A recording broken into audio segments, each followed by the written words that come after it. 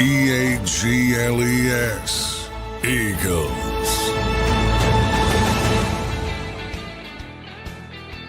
And welcome in, everybody, to a breaking news edition of Birds 365 Football 24/7 here. The Eagles have officially hired their offensive coordinator, and it is Sean Mannion, 33-year-old former quarterback who played 8 seasons in the NFL. He was drafted in the 3rd round out of Oregon State.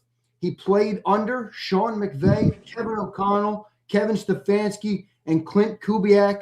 And he is a fast riser, as they're dubbing him, coach right now in the National Football League. LaFleur called him a guy who goes above and beyond, and somebody in the Packers called him a future head coach. Well, now he's officially the offensive coordinator of the Philadelphia Eagles. I'm joined now by John McMullen, host of Birds 365, Eagles beat reporter. John, coming right to you, man, your initial reaction on the Eagles hiring of Sean Mannion to be the next offensive coordinator of the team. Yeah, very interesting hire, I think, from that perspective. At least it brings a little bit of juice, a little bit of excitement. Fast risers, you mentioned, only been a coach for 2 years, was a coaching assistant. Then he got the quarterback's coach job. I've been told that, his ability to get Malik Willis up to play when Jordan Love was injured this season. Malik Willis, I think, is going to make a lot of money this offseason as a free agent because of how he developed as a backup with the Packers. And Sean Mannion got a lot of credit for that.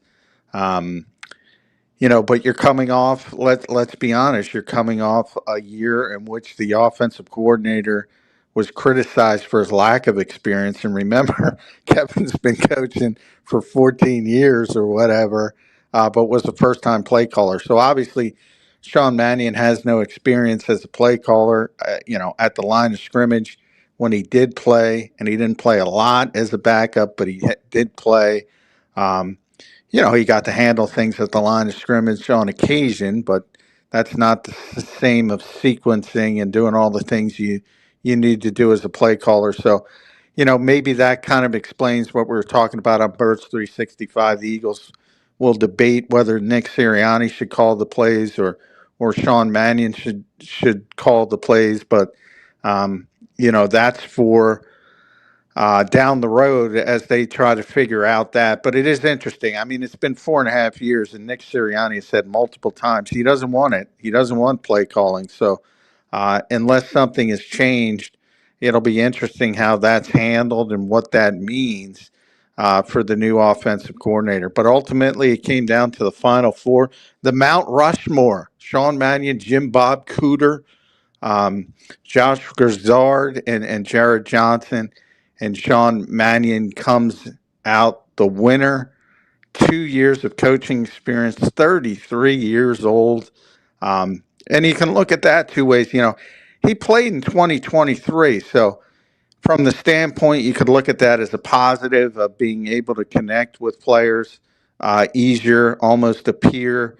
On the other side, you can look at it as, does he have the gravitas to keep everybody on the same page? So, going to be an interesting hire at the bare minimum, and that's pretty exciting. John, you think the negatives that you laid out? I mean, look, I honestly feel pretty good about the hire. I can't judge it fully. I mean, the guy has no coaching experience. So, he's got 2 years. He's never played. So it's tough to make a grandiose, proclamation about what he will or will not be. But from the looks of it on paper, I like it, John. I mean, this is a guy who's coached under all the big-time offensive – or played, under all the big-time, offensive coaches in the league. He coached with Matt LaFleur, who I read the story that was put out a little earlier today about him. LaFleur basically didn't want to let him out the building when he heard he wanted to become a coach, and he heard his pitch. Now, maybe that's all fodder, but that was out there. But he is unproven as a play caller, John. Do you think that negative is too big to look past and see some of the potential upsides and who Sean Mannion could be? I got to be honest, John. I freaking like the hire, and I've been pretty doom and gloom on this whole process for the Eagles. I like the hire. No, did I lose you? 1 second, John. I can't hear you.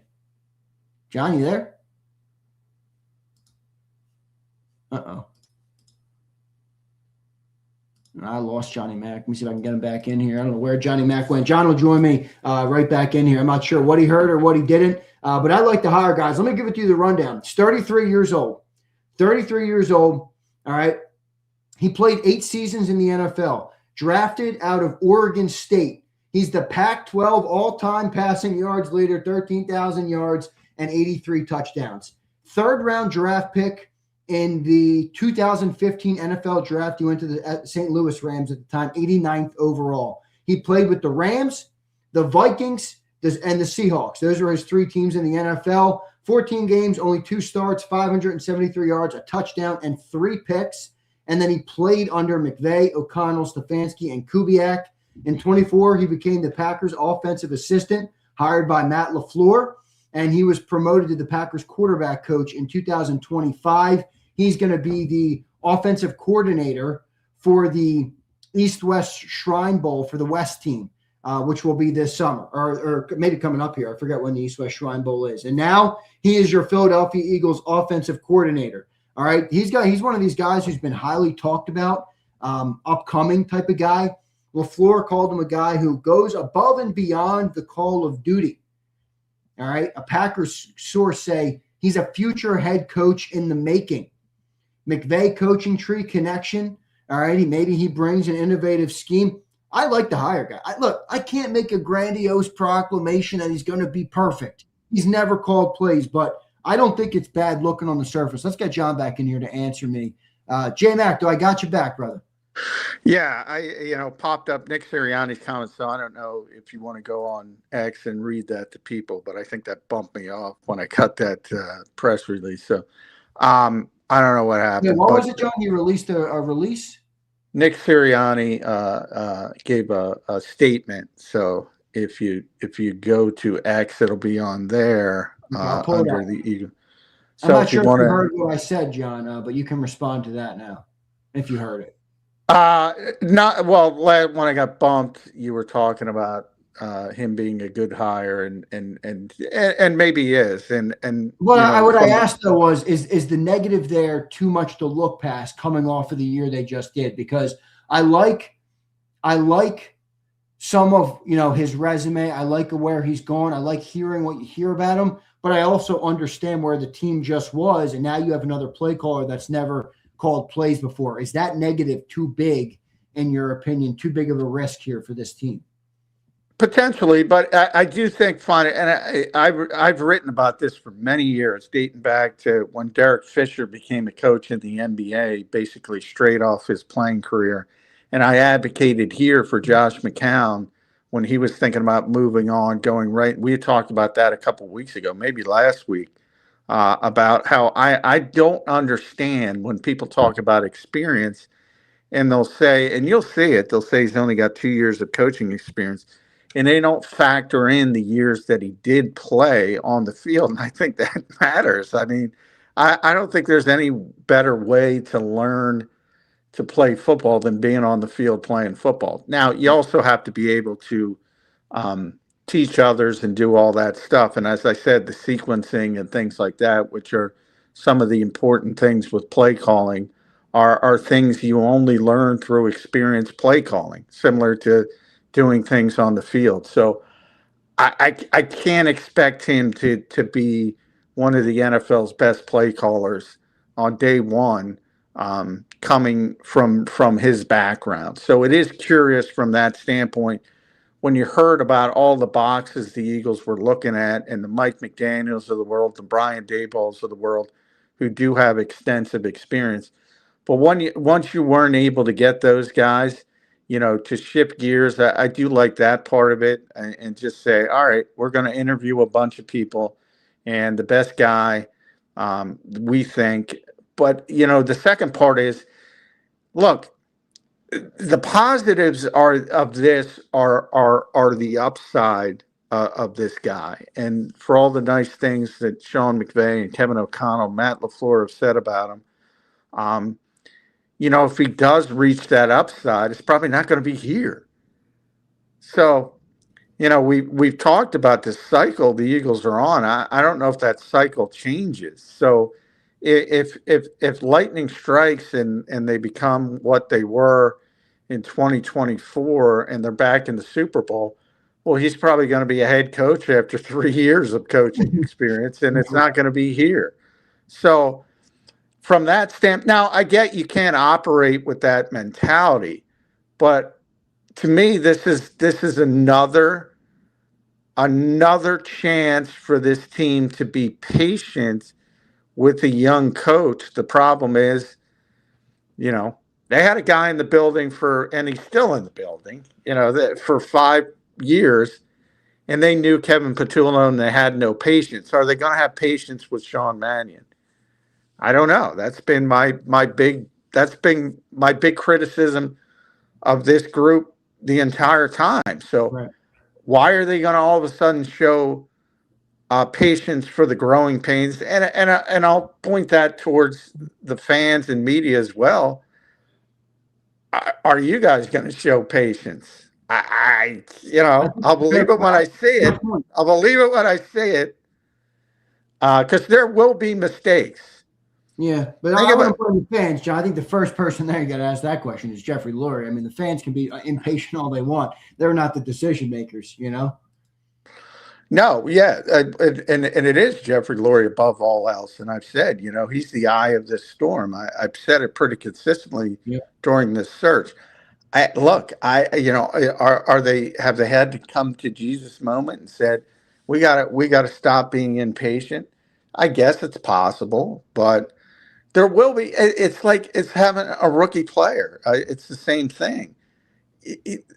There are going to be moments where he's got to grow on the job, and if that's not expected or that's not part of this process, they probably made a poor decision.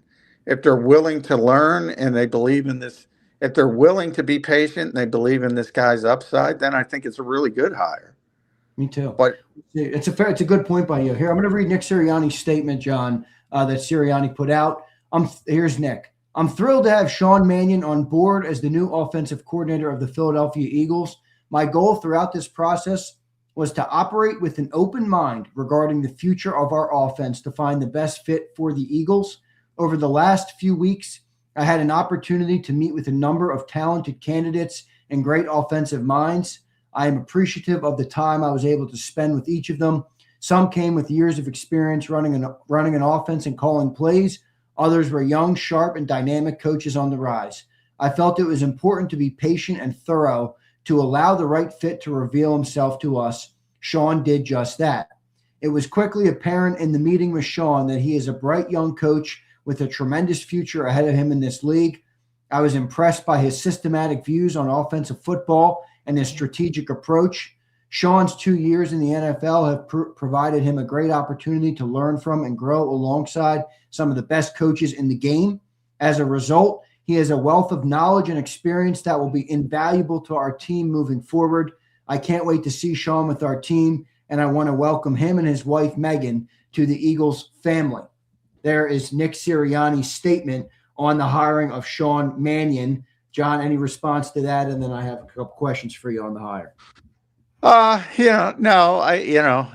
It's a nice statement, and we're going to see where it was.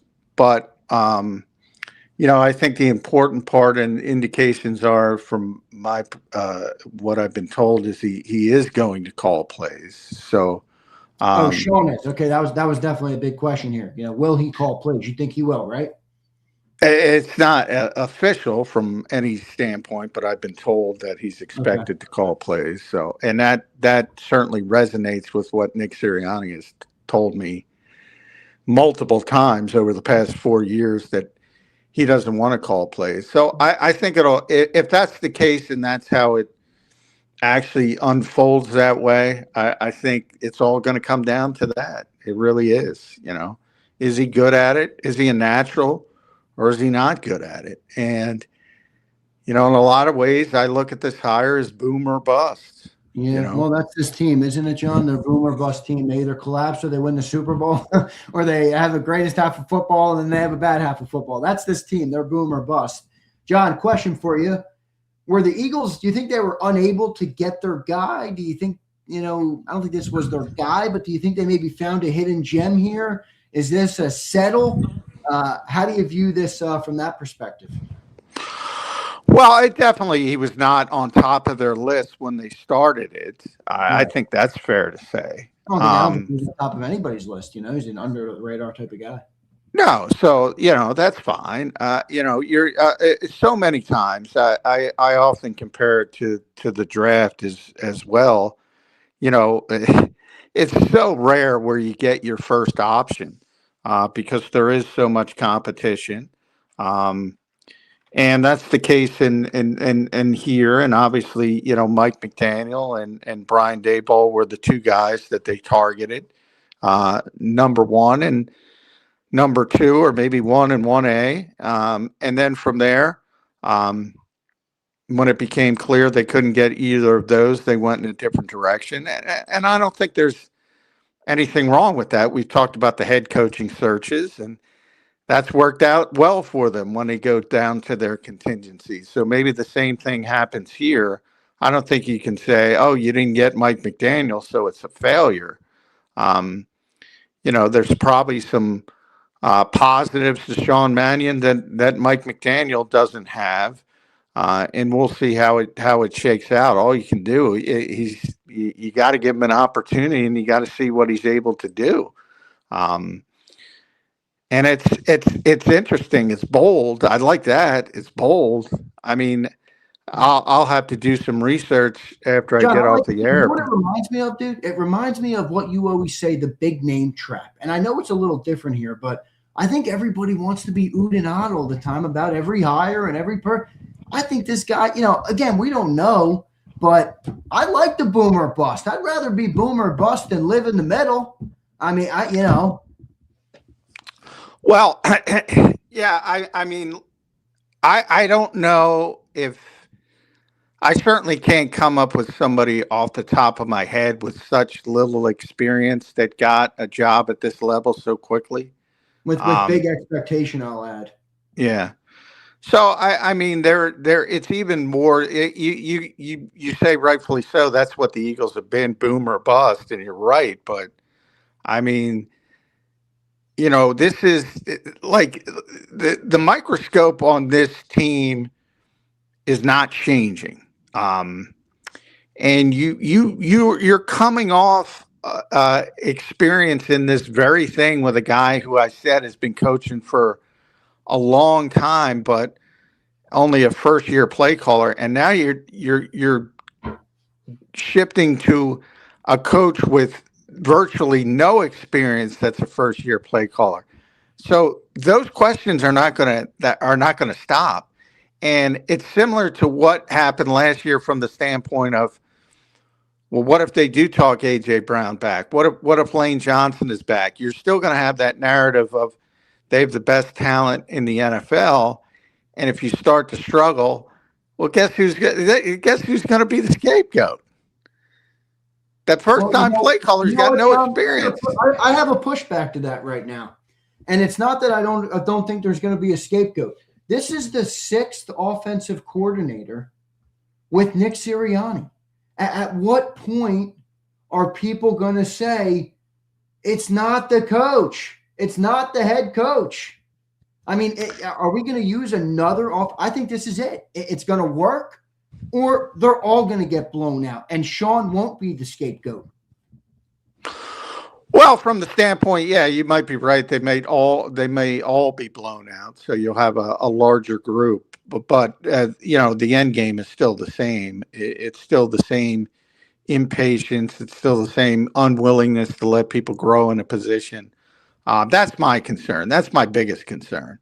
I don't have any doubt that Sean Mannion is a very smart football guy because I've heard that for years, dating back to, as I said, Sean McVay. I remember, when Jared Goff was struggling early in his career, and there were some people in Los Angeles saying Sean Mannion should be the starting quarterback, and they talked about how smart he was, and and then Jared kind of figured it out a little bit and obviously the number one overall pick. And then, I remember O'Connell talking about him distinctly, and I remember Matt LaFleur talking about him, and they all raved about his football intelligence, his football IQ, all that kind of stuff, and just how he was a coach on the field, that kind of stuff. And now he's a coach, so we're going to see how that translates. And I do think it's unfair that people don't look at the playing experience. Now, he played whatever, he didn't play all those 8-9 years, whatever it was, but he's a backup and he's around and he's, in the offensive meetings, and obviously he's the kind of guy. And, similar, that's what people are doing. You see it with Davis Webb. You see it with a guy who was in the finalist category, the Jared Johnson. They're looking at backup quarterbacks like they look at backup catchers in baseball to be managers. They're looking at backup quarterbacks as guys who understand the offense.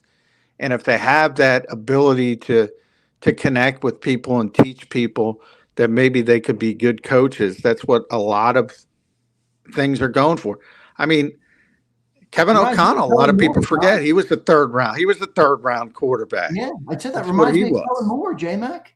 This reminds me of Kellen Moore. Yeah, Kellen Moore. Kellen Moore. So Doug Nussmeier was a big time college quarterback. Alex Tanney's getting a interview for the offensive coordinator job with the Giants now. And a couple years ago he was blown out here. He's a former longtime backup quarterback. So many of the league, so much of the league is looking for that type of guy. And look, there is some demonstrated performance. That's a big injury, Jordan Love. And I don't think there was any backup quarterback in football that played better than Malik Willis. I really don't. I agree. He was ready to go, dude. John, what do you think what does a Sean Mannion staff look like? You heard a lot of rumblings about somebody that, people wanted to bring their own guys in. Do you think he's got a say in QB coach, wide receiver coach, O-line coach, Jeff Stoutland, all those things? What do you think that looks like with the hiring of Sean Mannion? Yeah, that part of it, I don't think, that's where you do need experience to have like a group of guys that you have sort of in the Rolodex, and he just doesn't have the experience to have that. So I expect the offensive staff to look very similar to what it was. And that might upset some people. In the case of Jeff Stoutland, probably not. But yeah, I know that's one area. I'm glad you brought that up because I wasn't thinking about it. That's where that was one of the criticisms of when they hired Nick Sirianni, is that his Rolodex wasn't that big when it came to getting assistant coaches. And how he would have to go out and get guys that Nick would interview, and then Nick would make the decision on who to hire. So, yeah, I mean, he just hasn't been coaching enough to have that group, to have like a whole group ready to go to be brought in as assistant coaches. So I think it's going to look very similar to what it has. John, he played in, McVay, O'Connell, Stefanski. Does I know he doesn't have play calling experience. Does learning from, I'll put quote unquote elite offensive minds like that not replace, I don't know what the right word is there, but does it give you some experience that maybe it's different than play calling, but does it make up for some of that lack of experience that you would, that he doesn't have with play calling, just playing under guys like that, being on teams like that, being a part of offenses like that, especially when you hear people talk as highly as they have, like you just mentioned. I mean, and you hear someone on the floor staff saying he's a future head coach in the making. So he is obviously an impressive guy when you talk to him. Do you think that experience makes up for any of the lack of play calling experience? No, I mean, that's gonna be it. Because I got very focused on, and me, most of play calling is done during the week, and he'll have a lot of help. And I'm sure Nick will be very involved, and that will probably upset some people. And he'll have the card, and he'll have the Cheesecake Factory menu, and he'll pick the plays. And so I said, well, and I asked a bunch of different guys. I said, I've been told for years 90% of this stuff is done during the week. So what is the difference? What makes the top tier play callers the best, and what makes them better than just the average Joe? And pretty much everyone went to sequencing, and it's about setting up one play to set up another play down the road. And that's the kind of stuff you have to have a feel for in the moment, and always be thinking of 2-3 plays ahead and thinking, well, if I do this, I can do this. And that's the last part of it, that when you look at the good play callers, the Ben Johnsons, whoever you want to talk about Kyle Shanahan, although I think Kyle's more design and concepts than actual play calls. So there's different ways he can do it, and maybe he can excel in the design part more than. But I think the actual play calling, I think that comes with experience, and you get better and better. Just like playing the quarterback position. I mean, you're not going to go out there. You might be good. You might be Jaden Daniels in year one, but you still got a shitload to learn. So it's not like you can't be good, but there will be mistakes, and he's going to have to grow into the job. We'll see. I think that's fair. I think that's a fair way to look at it. I'll remind everybody, though, it's the 6th OC. At what I think everybody listening right now, there's no more scapegoat when every offensive coordinator that comes in here. All right.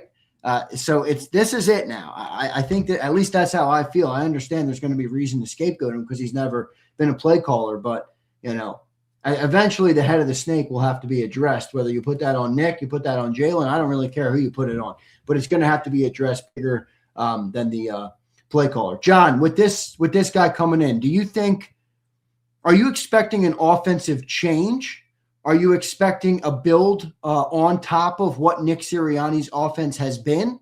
Are you expecting a different version of Jalen Hurts, or maybe a more evolved version of Jalen Hurts? What changes do you think is coming, if any, other than a play caller, to this offense with the hiring of Sean Mannion? I'm going to be honest here. I think it's going to be a very similar offense. I think it's not going to change dramatically until you change the quarterback. I mean, we've been through it with 5 guys, and you think the 33-year-old with 2 years experience is going to change? Well, it can be better. Will you give me that? I mean, it can be better. Maybe. But better from an execution standpoint. Yes, of course it can be. That's the goal, to get guys playing at a higher level and executing back to their reputations, and they will be a better offense if that happens. But you're talking about different styles of offense. No, I no. Well, I mean, the reason I asked that is because of, you see where he comes from, McVay, where you got play action, you got pre-snap motion, you got, it's the spread offense. That's what they do out there, and that's where a lot of his experience lies. So do you not expect him to bring any of that, or like, that's what I don't know. Did they hire him just because they think he's a smart guy, which I don't have a problem with if that's the case. I've always said I want to get a smart offensive guy who can adapt and sees the game from a good perspective and, has a good mindset. I don't necessarily want a guy who wants to jam players into his mold of an offense, but that is his, where he comes. So how much of that do you expect to be at least attempted this year, John? Well, I think it will be attempted, and it was attempted this year. I mean, people just weren't happy with the results. They went under center far more than they've ever done before. They tried to marry the running game up with the passing game to make everything look the same and try to manipulate people that way. So they did a lot of things this year that I think people just ignored because they weren't that successful. And they've been trying to evolve this thing for years, and they have evolved to a significant degree. I mean, if you look at 2021 versus 2025, they have evolved. But from the standpoint of changing to play action, and I'll remind you, Sean McVay changed his whole philosophy this year because he didn't have as many receivers as he typically had in the past, couldn't play all the 11 personnel, and led the league in 13 personnel. So, I mean, that's the definition of good coaching. So I think Sean Mannion will come in here and do and realize pretty quickly the best way to win with this particular group is to make sure the run game is efficient and do some of the things that they were successful in their run to Super Bowl 57 and Super Bowl 59. I mean, and down the road it might turn in if he's here, which I'm trying to find a path where he could be here for 5 years, which I just don't see. But if you change to a different style of quarterback, the offense will change. Until then, it's probably not going to change that much. John, Mannion has history with quarterbacks. He was a former quarterback himself, a third-round draft pick, as you mentioned earlier in this segment, drafted to the St. Louis Rams at the time in 2015, the 89th overall pick in the draft. He was the quarterback coach in Green Bay. I thought Jordan Love had one of his best seasons. I know he was hurt for some time, but I thought he was playing really good football. You mentioned Malik Willis comes in, plays good football. How much of this hire, one, is about Jalen Hurts? And how much of this hire do you think will help Jalen Hurts? Well, we're going to have to see. Obviously, so much about coaching is about connecting with the players, and we're going to see. I mean, like I said, he's a 33-year-old guy. You can look at it as a positive way and saying, he's basically a peer of Jalen Hurts and all the other players.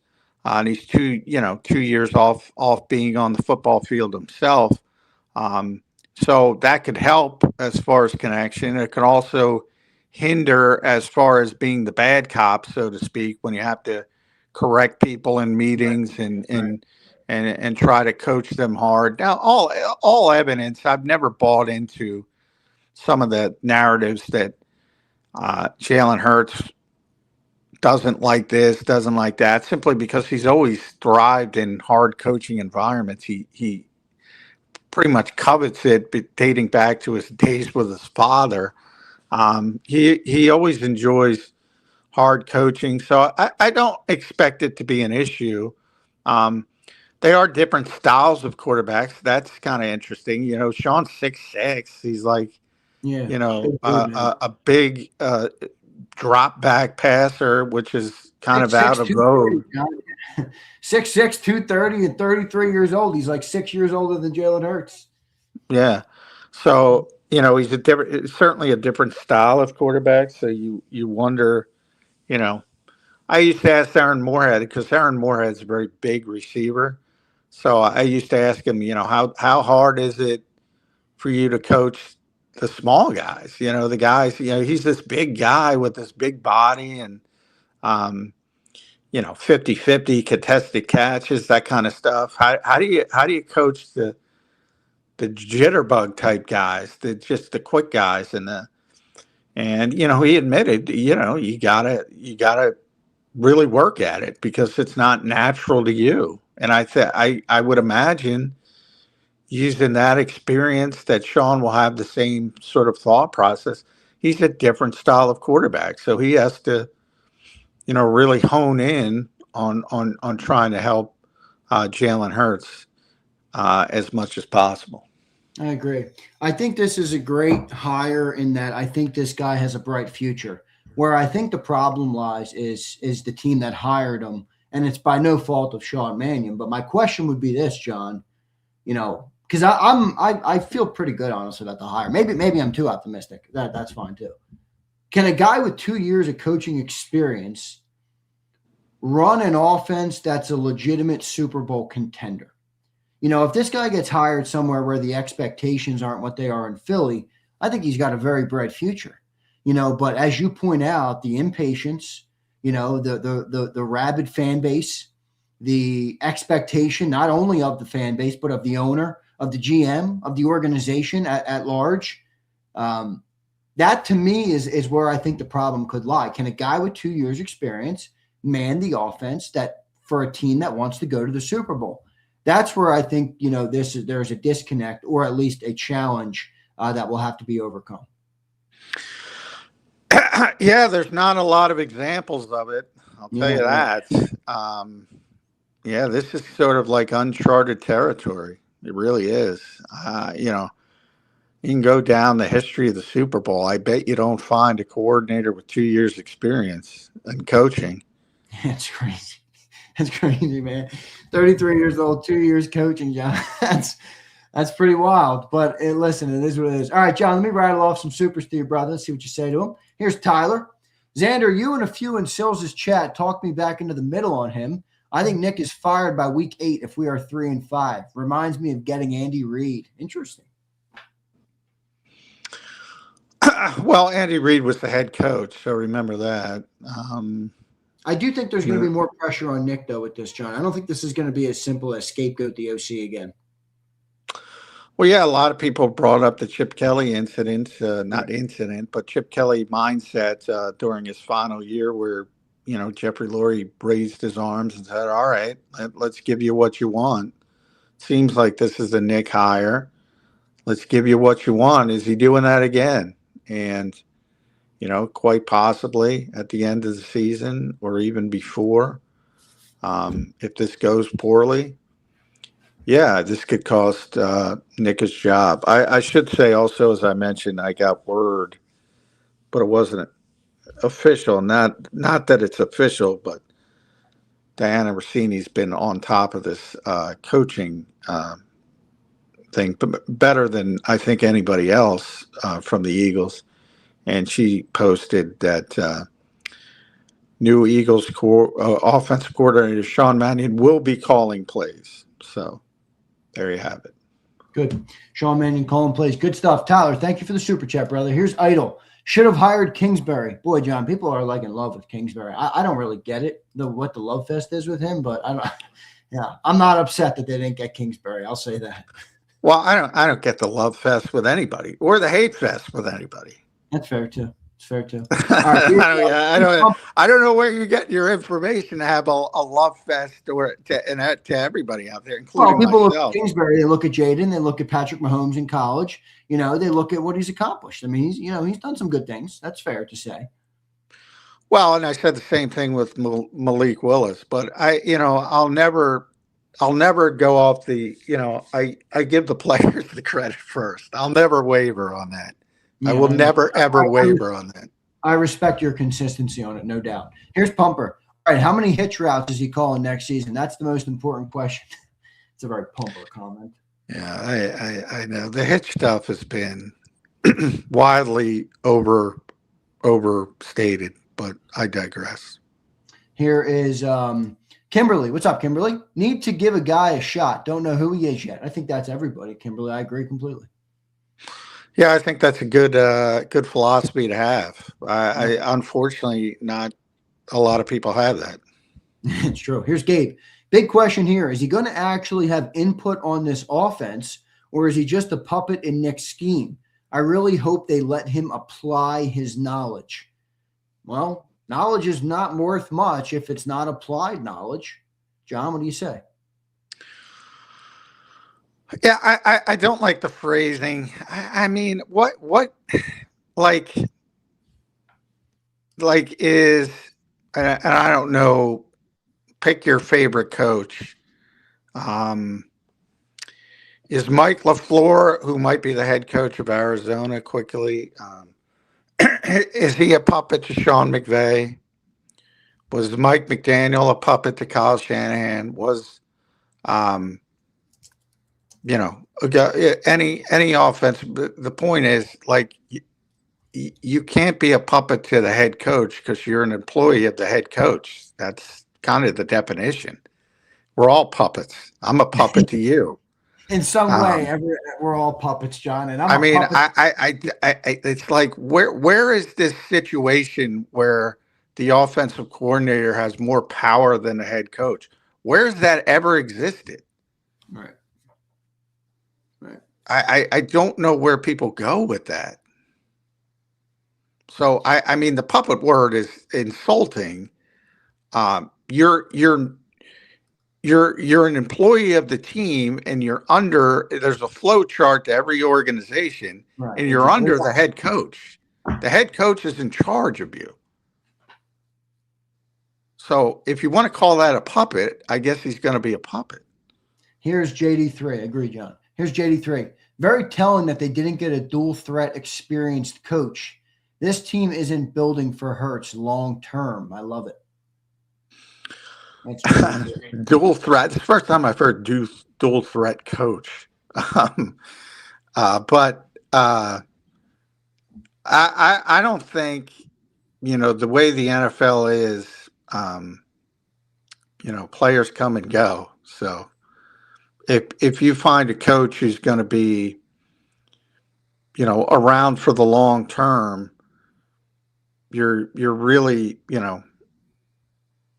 focused on at best, 3-year increments at any time. So I don't think there's and with the upheaval in the coaching ranks, as we talked about today, how many new offensive coordinators there are, there's even more upheaval in the coaching ranks now in the NFL than the player ranks. It's like, why is anybody talking about 5-7 years down the road? It's focus on 1 year at a time, right? Exactly. Very exactly. True. Here, all right, JD, thanks, dude. Here's Hangry Dogs. Is Malik Willis a similar style quarterback as Hurts? To some extent. I mean, they're both mobile guys. Malik's got a big arm, but yeah, to some extent. I mean, Malik's mobile more in, I would say, more in the realm of throwing off his mobility than I think Jalen's a better quarterback, but yeah, somewhat similar, but I wouldn't say tremendously similar. But they both can, they both can run, they both can throw. Here's Eagle fan Clark. News alert. All 32 starting quarterbacks have limitations. Get off that narrative. It's such a cop-out. I don't think he was using it as a cop-out, but John, your response. What do you mean? I don't, were we talking about somebody's limitation? I think he's referring to you saying that the offense isn't going to change much with the quarterback that we have. If you wanted big, grandiose changes, West Coast offense, that type of thing, that's what you alluded to. I don't want to speak for you, but I'm assuming. Oh yeah, well, if that's what he's talking about, well, yeah, I mean, that's why you're going to see a similar offense. I mean, yes, every quarterback has deficiencies. That's why you build the offense around the strengths of the quarterback. You don't build it around the deficiencies. Does that make sense? Yeah, right. Good point. Here's Tyler. The youth could be long-term growth. Is this a Julian hire? Oh, gosh. We got Julian in charge. Now we got Julian. I hope Julian's listening. You got a shout out, buddy. Julian's choice. All week, Julian. Here's Illuminati. I don't like that name. He will have the Air Coryell offense like Martz. Yeah, okay. That is Illuminati. Yeah, well, you better can he get Kurt Warner out of retirement? Can he still play? Here's Impulsive CCC. What's up, brother? We bitched about not having a friend of Nick. We got it. Packers Nation is not happy. High risk, high reward. No cooter makes any man sad, though. J Mac, your response.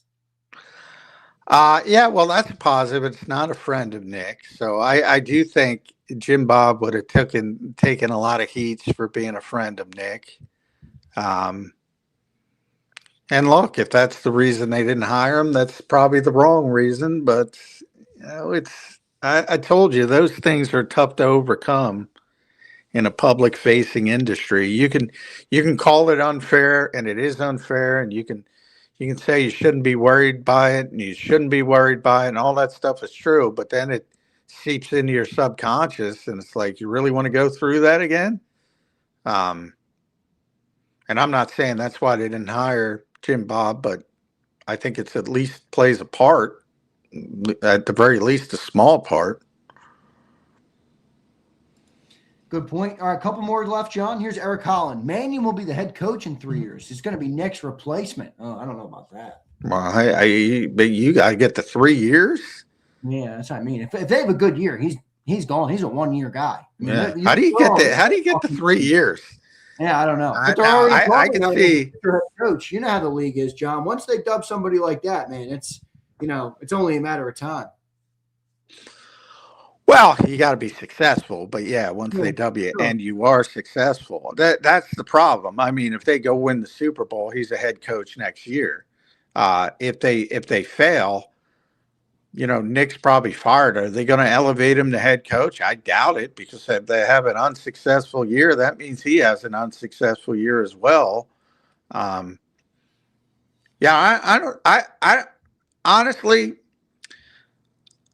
I see a path for Sean Mannion to be a head coach. I don't see a path for Sean Mannion to be the head coach here.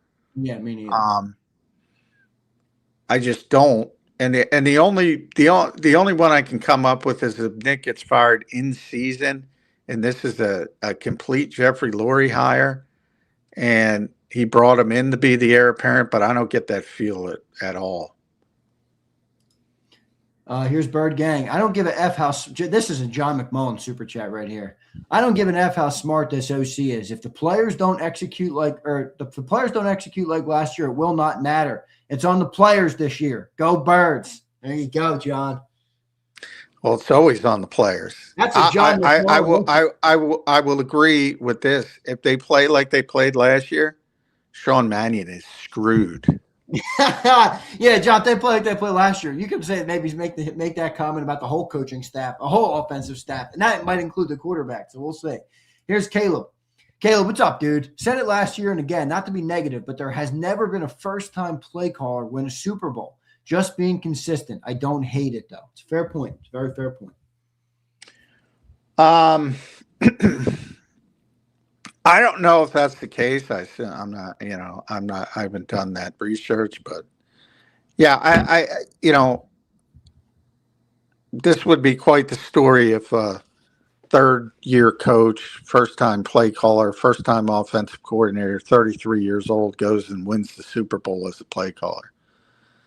That sounds like some pie in the sky shit. If you take the name off it, if you take the name of the team off it, and you said that, hey, a 33-year-old guy who was playing in the league 2 years ago is going to be a first-time play caller and win the Super Bowl, you get some cross-eyed looks. Yeah, you would. There's no doubt about that. Here's the last one, Philly Don. Do you think Mannion will be able to bring in any of his own coaches? So we did mention this earlier, but John, just your response one more time for those who missed it. Wide receiver, offensive line. Jeff Stoutland's obviously a big name right now, John, in the media after the Jeff McClain report. Yeah, I think the coaching staff is going to be pretty similar. That's the one thing where, experience in the coaching ranks is big when it comes to, having a Rolodex of coaches that you can go to.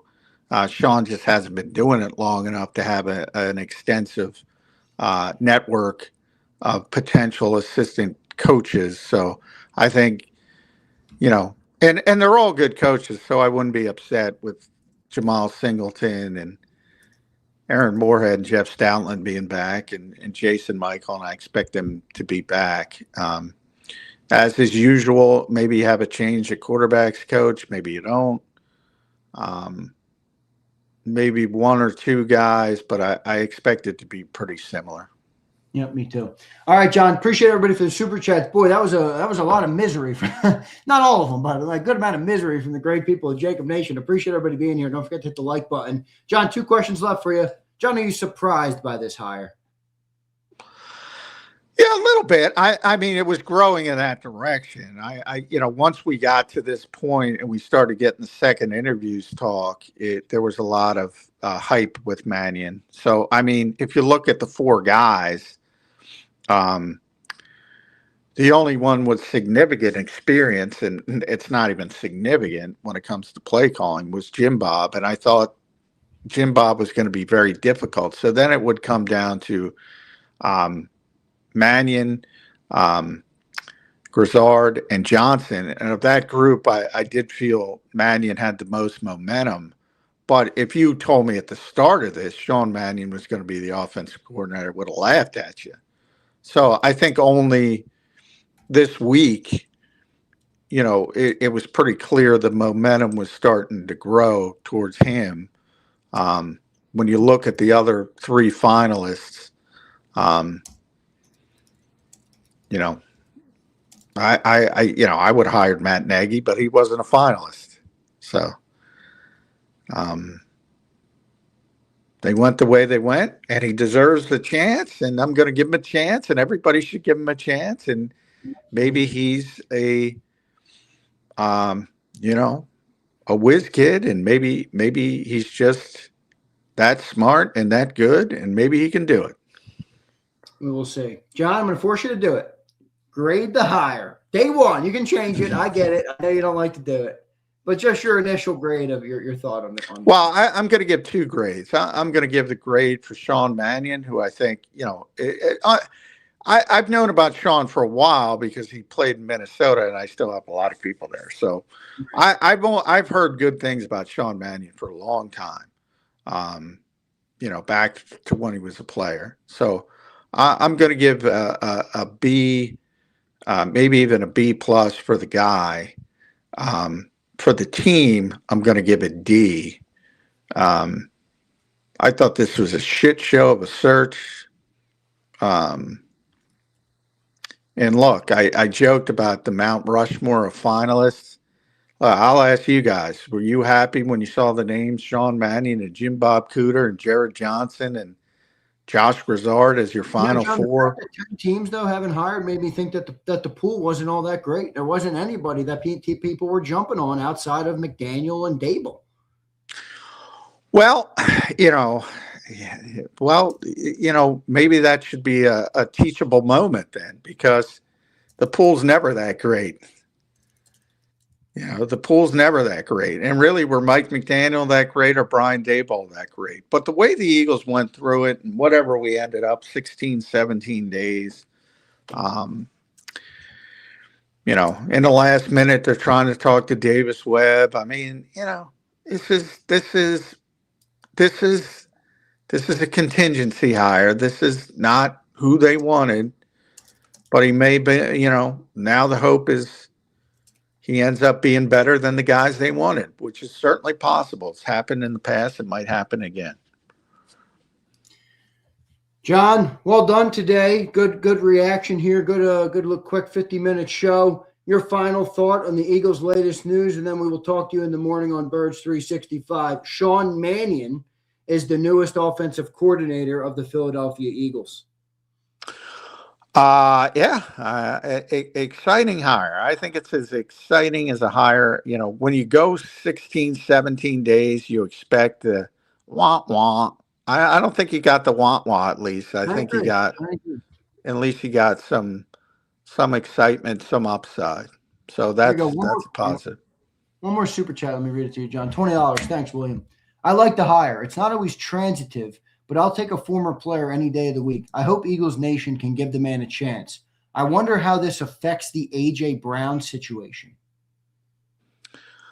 Yeah, well, I mean, they're going to I don't think he has any noticeable history with A.J., but, they're going to try to talk A.J. into coming back for one more year. I don't think there's any doubt about that.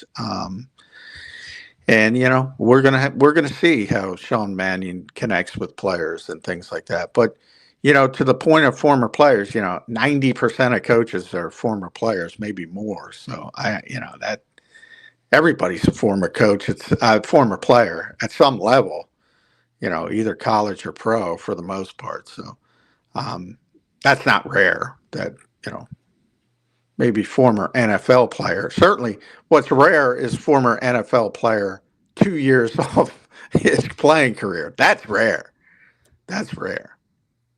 No doubt. Johnny Mac, great show, brother. I will talk to you in the morning on Birds 365. It is officially landed, John. Finally. All right, it has landed. Talk to you in the morning.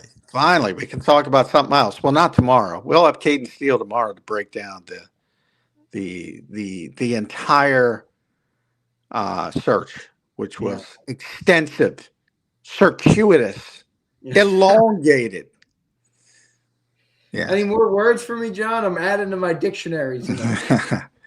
It was very long. We'll just go. Yeah. All right, John. Good stuff, man. I appreciate you. I'll talk to you in the morning. All right. See y'all. Thanks. All right. Thanks, John. There's Johnny Mac, John McMullen, joining us right here on a special breaking news edition. Football 24/7 / Birds 365. A good reaction, a good breakdown. I think we hit every question, every initial question on the hiring of Sean Mannion. Okay? I told you guys during the show, and I understand why some people don't think it's or are not excited by the hire. I happen to like the hire. I think the toughest needle to thread with this hire is we're not a team in wait and see mode or in build mode, right? We're a team that we believe the window is open. And that to me is the hardest part to thread. But which I understand is a big thing. That's not lost on me that this team is in a window. You know, this team's getting older. People think the window's closing. You know, you have to capitalize on it. You have to take advantage of it. So it's not lost on me. But I like this hire, dude. I think you get a guy that's clearly, clearly a smart dude. You listen to some of the coaches. I mean, let me just rattle it off for everybody. All right, let's just reset the slate. I'll talk to you guys for a little bit about this hire. All right. Sean Mannion, here's the rundown. He's 33 years old, all right?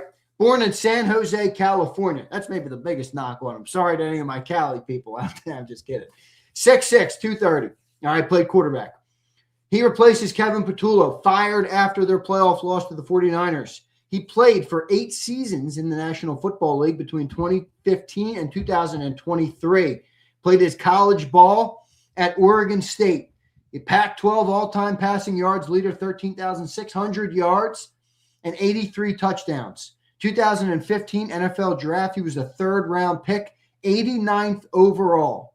Teams, he played for the Rams from 15 to 18, the Vikings from 19 to 21, and then 23, and the Seahawks were in 22. All right, career backup, he played under Sean McVay, Kevin O'Connell, Kevin Stefanski, and Clint Kubiak. All right, in 2024 was his first coaching role. He was a Packers offensive assistant hired by Matt LaFleur. The story on Matt LaFleur is this. Okay, this is the story on Matt LaFleur. He wanted to go to LaFleur and said, I want to be a coach. Can I give you my pitch? I'm going to go and try and get hired somewhere. LaFleur said, I'll talk to you. I'll help you. He comes in and gives the pitch to LaFleur. And LaFleur said, I don't want you to leave the building. He went and interviewed a couple places, came back, ultimately became an offensive assistant with the Green Bay Packers. Matt LaFleur liked him very much. 2025, he was promoted. A sign of that confidence, a sign of that like for him. Promoted to the Packers quarterback coach, helped develop Love. Anybody who watched the Packers this year? Anybody watch them? Anybody watch the Packers at all this year? Jordan Love had a good year. I thought he played his best year yet in the NFL. Malik Willis. Jordan Love goes down. Malik Willis comes in. Everybody was talking about Malik Willis. Played well. Okay? He's also going to be the offensive coordinator for the West team in the East-West Shrine Bowl. All right?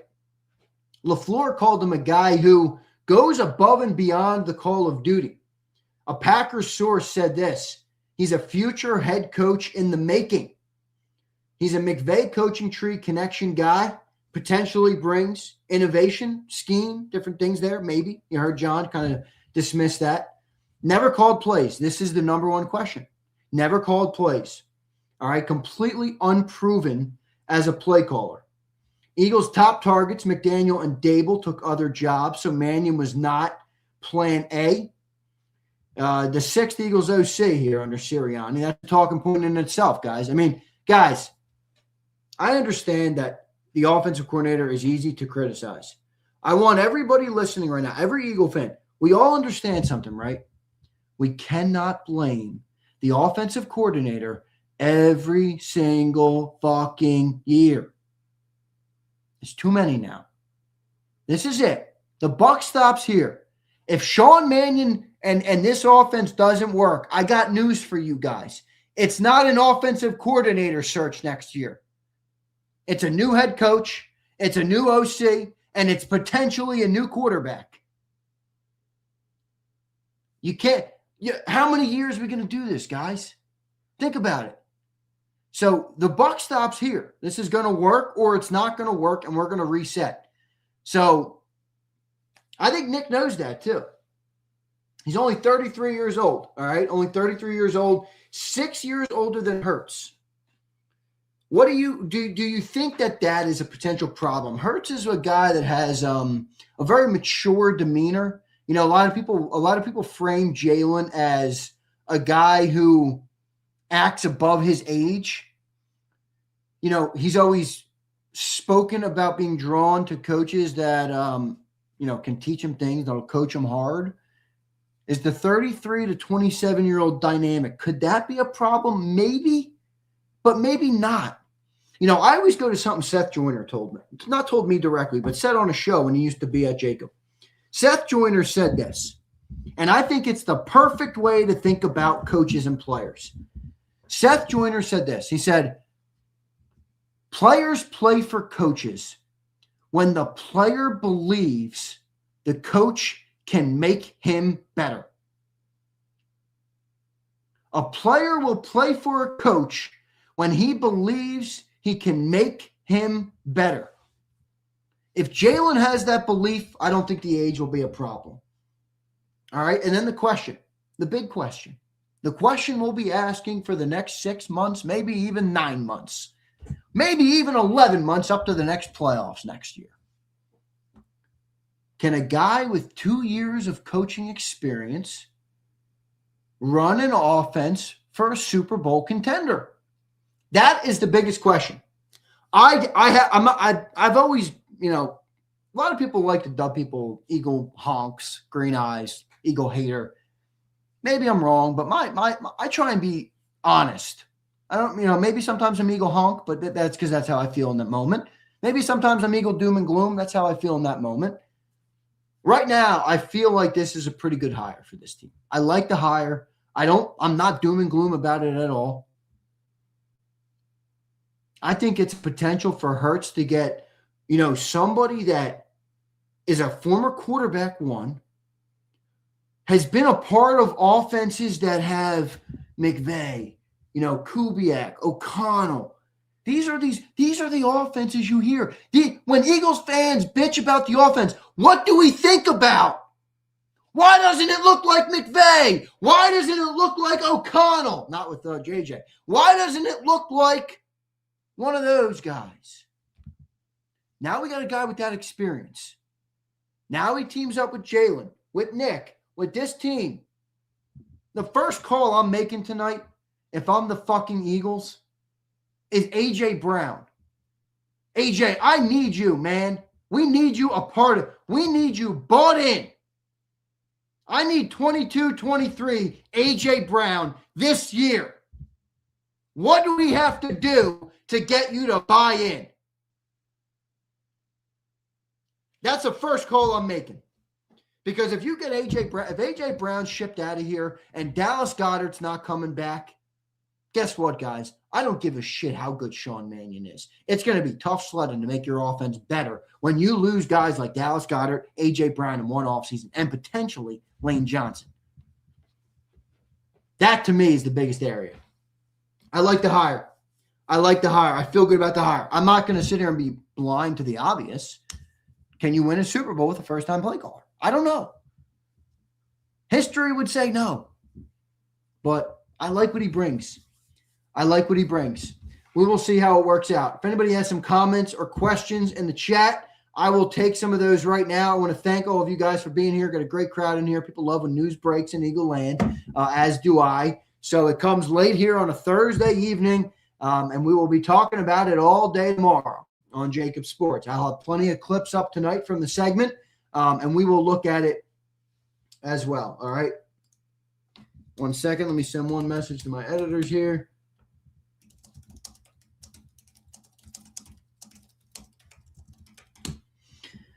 Here is riding the bench. It's apropos. It's either boom or bust. It'll be fun. That's a good way to look at it. Good way to look at it. All right, good way to look at it. Here is what happened to Cliff. You know, RJ, I was never as high on Cliff as many. I think he's a little bit ahead of, full of himself. And I don't really think he's got all the pedigree to be full of himself. I really don't. You know?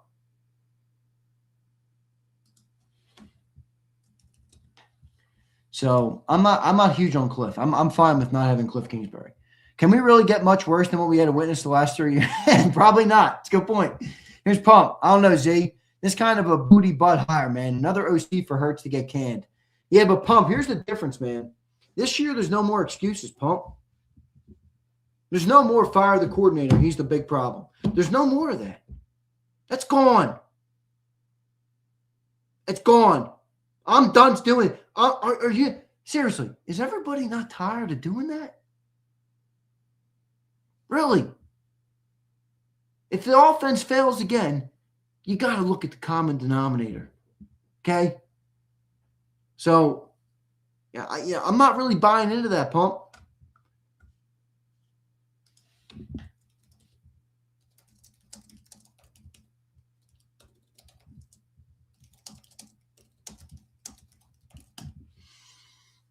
Here's David. What's up, David? Appreciate you, man. Appreciate you being here. Appreciate everybody. Xander, I think they brought in someone from Green Bay to help the run game tight end play. I agree. It's a great point. Should have asked John about that. I'll put that, let me write that down for tomorrow for John. Running back, tight end improvement. David, you know what I wonder? After they hang up the phone tonight with A.J. Brown, after I just alluded that's who they should call first, maybe they ought to call Dallas Goedert. Hey, does 10 mil get it done again? Let's do it. Let's do it. Potentially.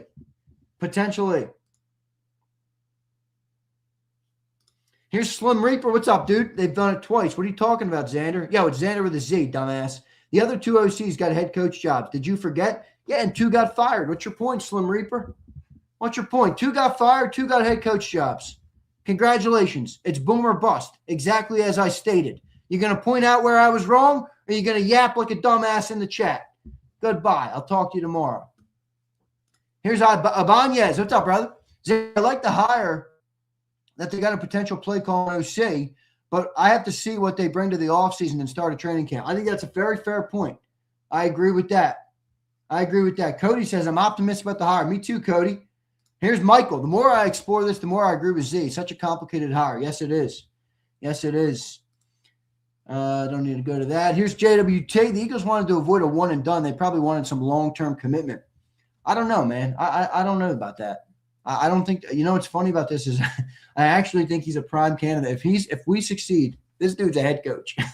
If we succeed, this dude's a head coach. So I don't know. I don't really see it like it's a stability hire. But, guys, when you don't have a play-calling head coach, you kind of got to get out of – you kind of got to get out of, how long are they going to be here? Guys, there's 13 new offensive coordinators. That's damn near half the league, guys. That's damn near half the league. Think about that. If you succeed in the NFL, your OC goes bye-bye unless you're Kyle or Sean. That's really it. I mean, look at the Seahawks. They're in the Super Bowl. You know what's about to happen to their OC? He's gone. Clint Kubiak, he's gone. They're in the Super Bowl. They got to redo it. The Patriots, their OC would be gone too if it wasn't who it is, who's already failed as a head coach a couple times.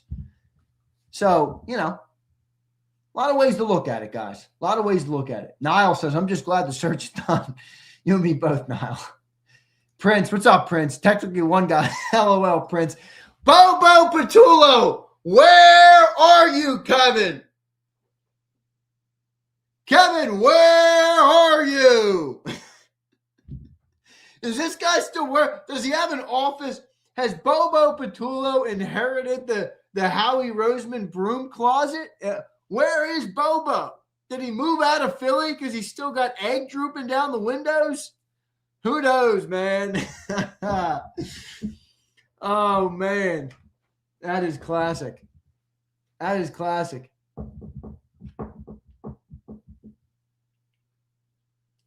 Stout staying. I agree. Didn't Joe Brady, young OC, replace Bills head coach McDermott? Yeah, it could. Could happen. KC, oh God, catch. KP is the new offensive coordinator mentor. Oh, goodness.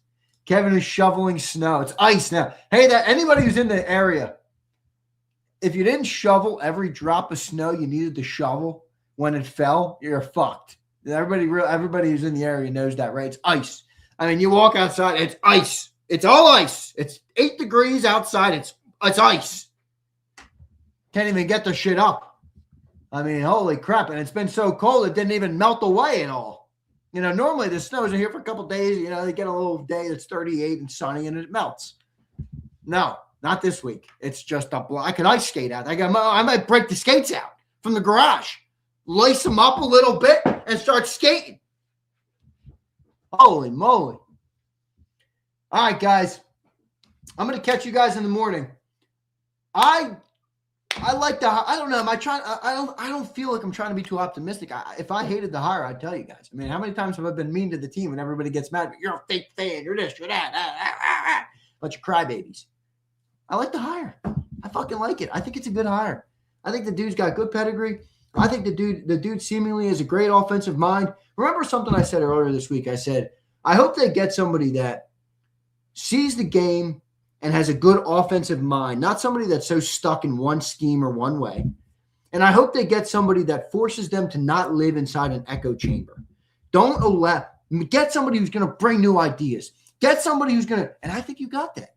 You got a guy who played with completely different styles of offense. You think, for all the people who hated their offense last year, you think they're going to run 25 hitch plays in a game and this guy's not going to be like, guys, I played in the league for 8 years. I've been a coach for 2. I've been a part of offensive staffs with the best offensive minds in the league. That's not the best way to do this. Let's try this. Let's run this. I think he's going to say that. So I like that he's from a different system. Mannion better stay off social. Yeah, I agree with that. Philly's tough. Already, right? Catch, they're ripping them, I'm sure, already. Bunch of fucking idiots. The Eagles fans on X, I'm not saying it's every one of you, but that place is a cesspool. It's a cesspool. A bunch of dumbasses who think they know it all. What a bad combination. What a bad combination. Sig Lord said, how you not? I shoveled, Sig Lord. I'm just saying, if you missed a patch, and you didn't get it perfectly, it's now ice. Damn, Sig. Yo, Sig, does your sidewalk look like a hot sunny day? Is that what you're telling me, Sig Lord?